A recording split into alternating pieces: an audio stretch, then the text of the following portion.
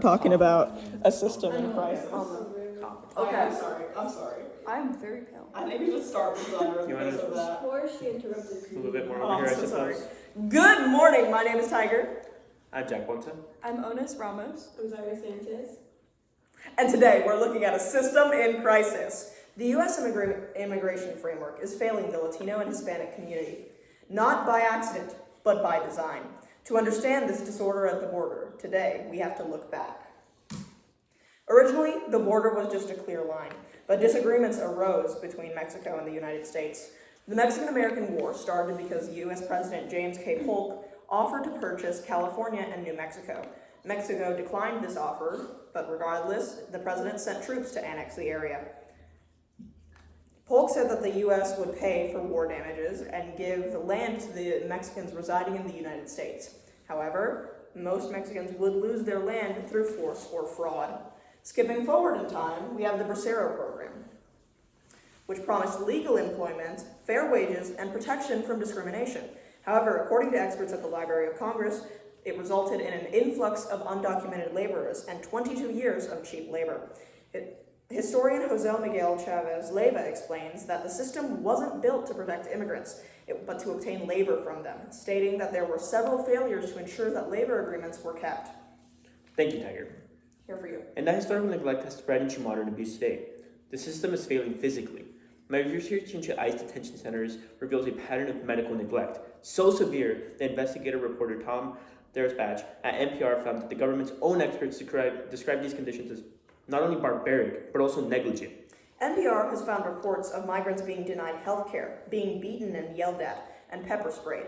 Additionally, they have found that a majority of these detention centers are privately owned, and the companies owning these detention centers are benefiting and profiting off of those locked inside.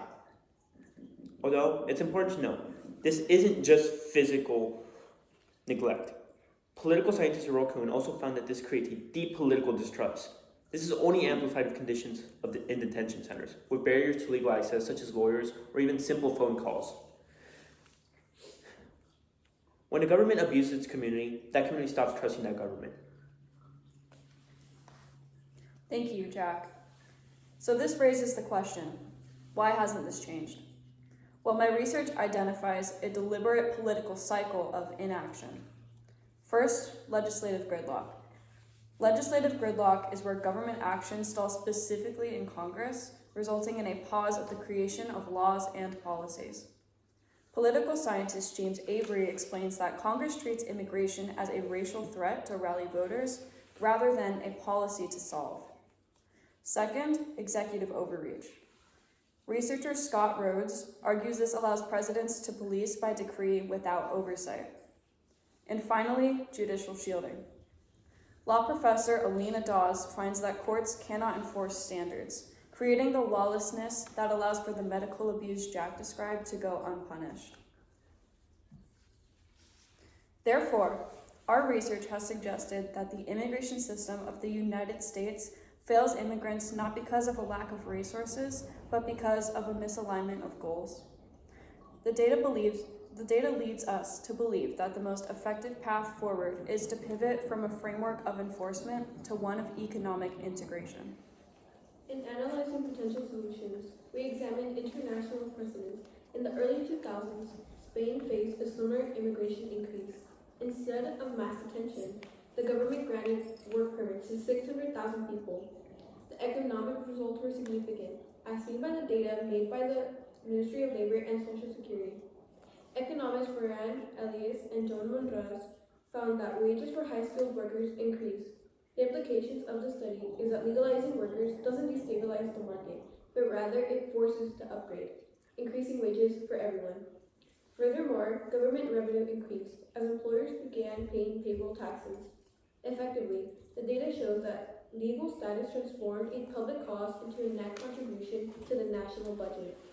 Although the research did not detect any increase in spending on public education or health care, considering the factor that in countries part of the European Union have universal health care, we can make the implication that funding towards these services in the United States would see a massive increase, as Latino and Hispanic communities would have more to spend and contribute with new wages and an increase in and taxes paid. These findings align with the historical context I established further. The Bracero program failed because it was operating outside of standard legal protections, and its goal was not to be mutually beneficial, but in the words of Mr. Leyva, in direct benefit of U.S. interest. Zyra's research supports the idea that full legal standing is what's required to eliminate the exploitation that defines the 21st century. Based on this evidence, the research supports adopting a merit-based point system similar to Canada's. Researcher Cynthia Nettie Okafor knows that selecting immigrants based on skills encourages integration. Her findings also suggest skilled immigrants admitted through point-based system generally experience more favorable personal and professional outcomes compared to those who immigrate through traditional pathways, such as family sponsorships, refugee claims, family reunification programs, and more. Points-based system immigrants are selected based on their skills, education, and language proficiency, facilitating their social integration and contributing to a stronger sense of belonging in their new communities. This suggests a way to formalize the millions of undocumented workers already here in the United States, moving them out of the detention centers Jack described and into the formal economy. Thank you, Zyra. Now, politically, this economic approach addresses the gridlock that I previously identified. Congress has historically rejected humanitarian-based reform. However, the implication of the Elias and Monras revenue data is that reframing immigration as an economic engine creates a viable legislative path. It shifts the focus from a cultural debate to a budgetary solution. However, our review highlights significant limitations to this approach. First, the limitation is the scale. The case study in Spain only dealt with 600,000 people, while the U.S. has to deal with over 10 million undocumented immigrants. Administering the research suggests that the processing of such a volume could lead to an overwhelming our current system. But the more critical limitation is local. As I noted earlier, the trauma in the Latino communities runs deep. Economic policies address the financial mechanics, but it doesn't account for the distress caused by decades of family separation. To address the social gap, we propose a secondary solution: social exposure programs. Researcher A.J. Berinsky at MIT found that the extended contact with immigrant groups reduces prejudice. However, this solution is limited by willingness to engage. As Berinsky notes, those with the strongest anti-immigrant views are often the least likely to participate in these programs, implying the solution works best for moderates, but failing to reach extremists, leading to this political divide that we have. Finally, to secure the political will for these changes, our research points toward local civil action. We need to increase Latino voting power at the local level before we can go to the federal level. As researchers Avery, Fina, and Marcus found, when local voting blocks strengthen, states pass fewer restrictive policies. A key limitation here, however, is inconsistency.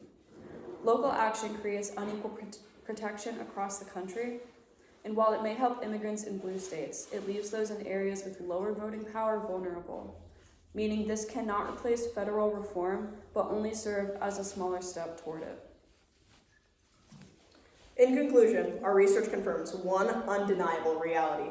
The U.S. immigration system is not failing by mistake, but with intention and by design. As seen through the programs set up in the 1800s that historians have scrutinized as focusing on cheap labor, set a precedent that continued well into the 21st century. We have prioritized enforcement and profit through private detention over humanity. We have shown you that this model is in fact broken, but we have also shown you a potential solution. By addressing political gridlock with Zyra's economic data and dismantling social fears with Onus and Jack's community action ideas, we can stop this cycle of neglect and build a system that works for all people. Thank you, and here are our references. Yeah, the elf is Mr. Mays. Here, this is you, Mr. Mays. Oh,